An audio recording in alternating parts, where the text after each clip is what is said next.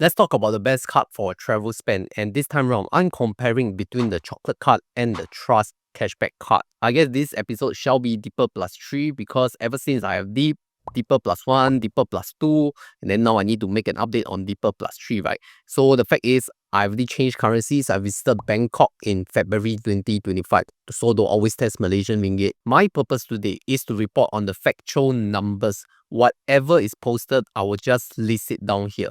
It is about the card product. It is not about the chocolate finance managed account. So do not bring that in here, although I know it may still happen. And to be honest, I've been very straightforward with my chocolate finance positions. I do not have my main funds inside. I only use like a few hundred for daily transactions on my chocolate card. And that's about it. And I'm glad that most people have really received their funds back as promised. So let's close that episode and just focus on the card product. Now, what has changed for the chocolate card since I last introduced it on my channel is that chocolate card does not allow you to pay AXS bills or do any kind of e-wallet top-ups anymore. So that is kind of sad. And I guess as this video is produced in March, there may be further updates. So join us for the latest up-to-date news on the Telegram group of Honey Money SG, close to 20,000 members. That's where I always post the latest updates before the videos are published. So join us for free. Now, to compare chocolate card versus Trust card, I think let's talk about the similarity first. They do not charge any form of FX fees,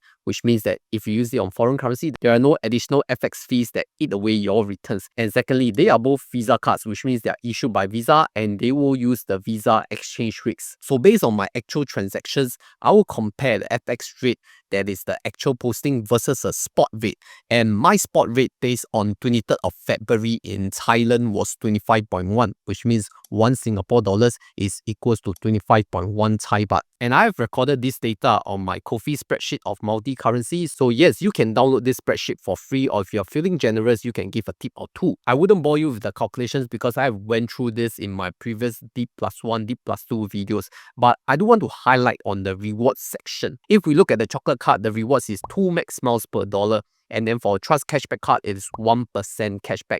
So they seem like rather different, right? But if we look at the overall net positive benefit, for Chocolate Card, it is at 3.3% versus Trust Cashback Card is 0.72%. So the winner is quite obvious. It's going to be Chocolate Card, which won by a huge margin. And if we look at the FX spread or markup, it is around the same, right? It's around 0.3 to 0.4%. Slightly larger for Trust Cashback because it was a small transaction amount. Otherwise, it should be very similar since both of them are issued by Visa. Now, after talking about the similarities, let's talk about the differences because we cannot just judge it on the rewards alone. And you see that chocolate is a debit card while Trust is a credit card. So there's ultimately a difference in the way of funding your transactions. For debit card, you will need to transfer your funds as a prepaid card first because you will need to have funds before you can spend it. But for credit card, you can spend it first, then you pay back to your credit card later. What this also means is that there is better fraud protection for credit cards because it is easier to recover if the bank can still recover the funds from the merchant, but it is ultimately very hard for debit card funds because once it's out, then it's very hard to recover those. Then if you look at the rewards different, 2 max miles per dollar, that is equivalent to 3.6% cash rebate because you could use 2 max miles to, offset your fly anywhere redemptions at 1.8 cents per mile. I went through this in my Hemex videos. Whereas for Trust Cashback Card, you can get the general 1% cashback or, up to 15% cashback if you fulfill the very difficult terms and conditions that require you to spend consistently. So for comparison wise, I will just use the 1%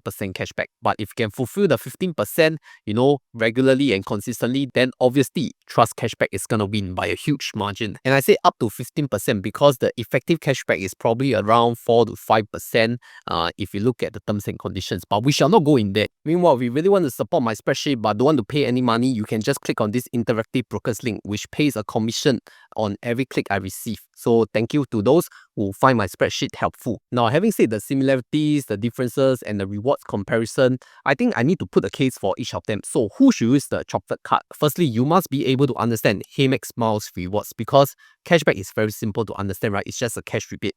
But miles is something much more different. You will need to understand miles redemption if you want to accumulate miles and then transfer to your frequent flyer partner and then redeem the miles on your favorite business class or first class flight.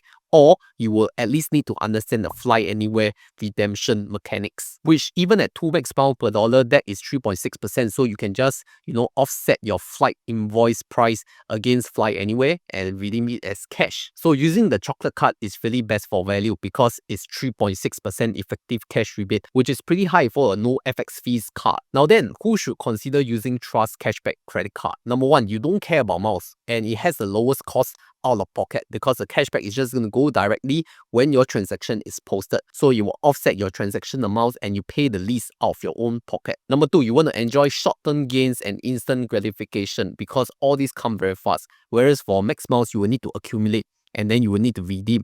Okay, and then it will come back later, much later, because you will need to have an effective flight invoice before you claim those max miles. Number three, if you prefer a credit card over a debit card because of funding and security, which are totally valid concerns that I can understand. Some people are not comfortable with debit card just because they need to fund it and also the security for fraud protection. And number four is the most important reason. You all do not like to use chocolate finance, either the card or the account. You all just want to blacklist chocolate finance after all the fiasco. And I totally understand that. But other than chocolate card and trust card, we have another option, right? Which is City Rewards / Amaze. Where does it stand right now, even after the Amaze nerf? First of all, the Amaze nerf states that there are no more instant points for link card transactions, even for foreign currency transactions. But nothing really changed other than no instant points. It is still around 2.5% markup with 4 mile per dollar rewards on your City Rewards card for foreign currency transactions. But you see now that the net benefit drops to 2.4-ish%, which is even lower than chocolate but still higher than Trust Cashback Credit Card. I do want to have a special mention for Maybank Family and Friends tagged with Instagram Amaze card because that is still working. In fact, it's working perfectly even without the 0.5% Insta points. I use Maybank Family and Friends for my transportation rides in Bangkok, mainly on boats, and even in dining places where they accept credit cards. I did use my Amaze card link with Maybank Family and Friends, and that will give you the best net positive return without any form of limited time promotions. Because if we look at the net positive return, it is 5.73% based on my spreadsheet. This is even after the 2.4% markup from the spot exchange rate. So this will still be my number one option for overseas purchases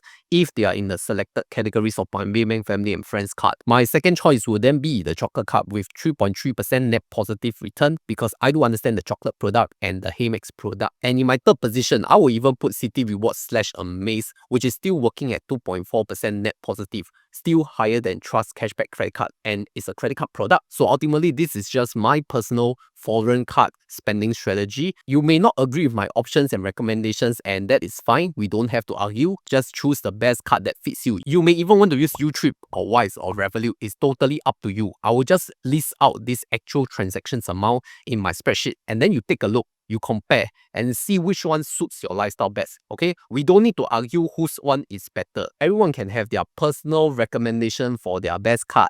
Okay, we don't have to argue. So if you want to take a look at Deeper Plus 2, where I went over to JB, Johor Bahru, to do my actual physical card transactions in large amount, then refer to Deeper Plus 2 video right here.